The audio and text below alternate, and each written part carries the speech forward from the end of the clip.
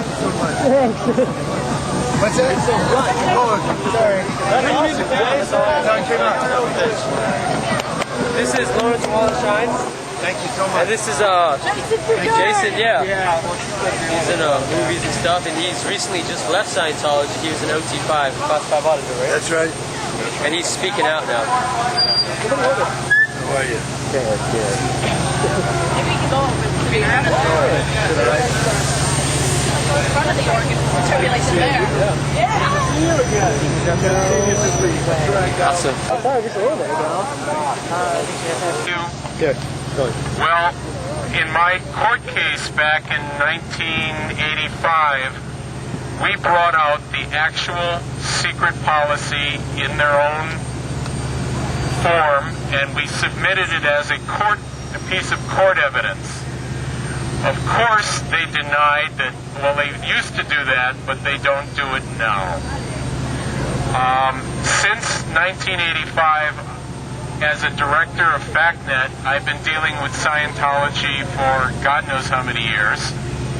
And in my humble opinion, the policy never changed.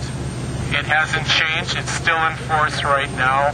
And it's real. They believe that the ends justify the means. Most of you have heard of the Nuremberg trials of the Nazi war criminals. And not many people know that the kind of the focal point of what did we learn at the end of the Nuremberg trials. And it was down to a few words. And they convicted the Nazis and they hung them. And the statement that the prosecuting attorney said over and over and over at the conclusion and the sentencing was, mankind can never let the ends justify the means. Scientology is an organization that says, because Scientology is the only hope for mankind, any means justify our ends.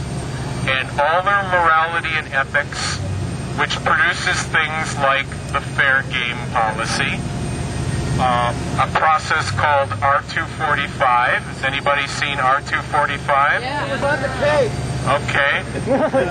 So this is the world that has been created through a mind control system, and I do mean a mind control system.